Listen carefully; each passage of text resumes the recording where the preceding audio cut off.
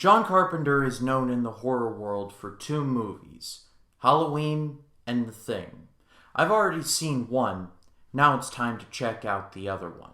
John Carpenter's The Thing tells the story of a research team in Antarctica who stumble upon a being that has lie dormant for over 100,000 years.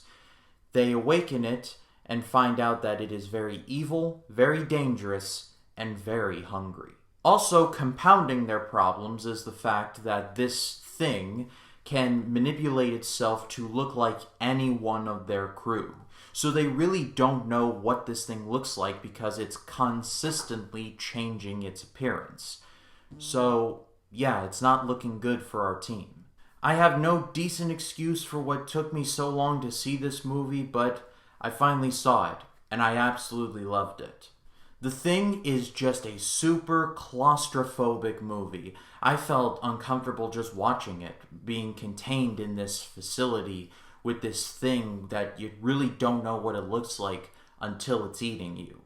But initially, when this movie was released, it got a lot of negative criticism. There was one critic from, I believe, the New York Times, who called the movie, quote, instant junk. And even Roger Ebert, who is normally very forgiving on movies like this, he gave Predator 3 out of 4 stars, he did not like this movie at all. This compounded with the fact that this movie came out the same summer as Blade Runner and a little movie called E.T. the Extraterrestrial, and yeah, this movie had it rough for a while. But more and more people have started to discover The Thing and discover the fact that they love it. Me being among them. Firstly, the cast in this movie is great. You have Kurt Russell, who, if you were to look up the definition of badass, among other people, including John Wayne, Clint Eastwood, and Sylvester Stallone, and Arnold Schwarzenegger, Russell would be in that company too. What I liked about The Thing was that they did what they did in Ridley Scott's Alien. They positioned Ripley as the one that wasn't going to survive, but as soon as the crew was down, it was down to Ripley. They did the same thing in The Thing. You don't expect Kurt Russell's character to be the last man standing, but at the end, he is. And along the way, in a traditional Kurt Russell fashion, he is dropping all the one-liners. And, well, it was a joy to watch. Also in this movie, you have Keith David, who has pretty much played the angry black man for about 40 years, and this is where it started.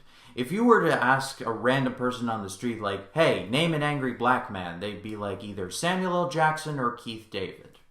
David's role in this movie is just to be angry and yell at stuff, like, what the hell's going on around here? Blair, what do you know about this?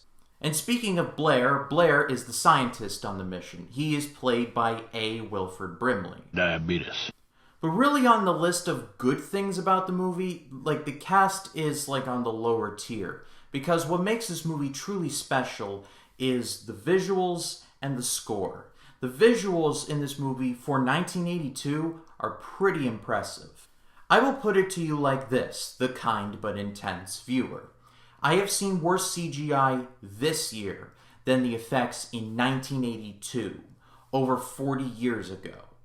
This movie knew where to use practical effects and where to use CGI, and it was effectively blended together into one beautifully horrifying package. And what really makes this movie just feel like the tensest thing you've ever seen is Ennio Morricone's score. Ennio Morricone did the score for the Man with No Name trilogy, and he gives an equally good score for this movie. When I first heard the main theme, I was looking around my room like, okay, what the hell's going on around here? Because that's the magic of this score. It keeps you on your toes and you're just looking around waiting for the beast to come out of the shadows. In the end, the best way I can describe John Carpenter's The Thing is if Alien took place on Earth and was covered in ice. That's about it. And I loved every minute of it. I'm going to give John Carpenter's The Thing an amazing grade. I loved every second of this movie. I don't really have any flaws with it, but overall, this movie was excellent. But that's all for me, guys. Thank you so much, as always, for watching. I said on Twitter that this video was going to be out Thursday, but unfortunately my scheduling got in the way and my life outside of YouTube, so I had to push it back to today. But I will be returning to my normal schedule with my reviews for Bram Stoker's Dracula on Tuesday and the Blair Witch Project on Thursday. My name is Ryan Cam, and I'll see you in the next one.